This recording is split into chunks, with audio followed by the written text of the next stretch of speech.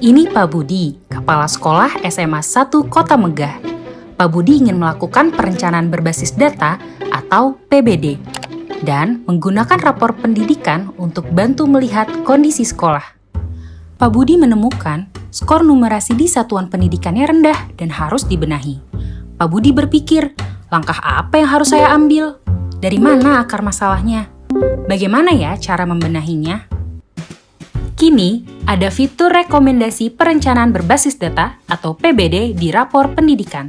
Pak Budi cukup unduh rekomendasi PBD untuk dapatkan rekomendasi langkah-langkah benahi dari yang paling sederhana.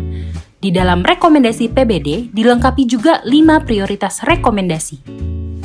Fitur ini bantu mengidentifikasi masalah. Contohnya, kemampuan numerasi, indeks karakter, iklim keamanan sekolah menjadi prioritas masalah yang harus dibenahi satuan pendidikan Pak Budi.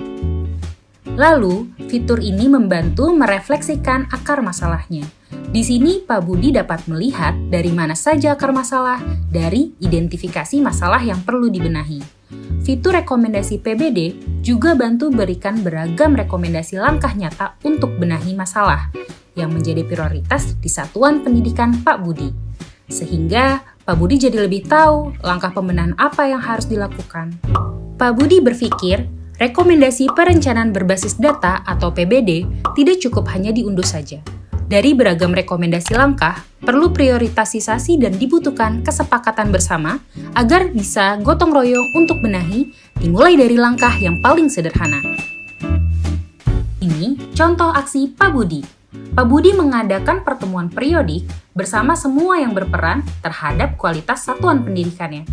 Tidak lupa, Pak Budi mencetak seluruh rekomendasi termasuk 5 prioritas rekomendasi.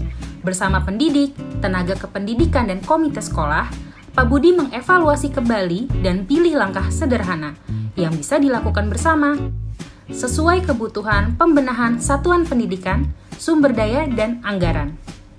Hasil kesepakatan didokumentasikan dalam tabel yang berisi deskripsi kegiatan dan sumbernya.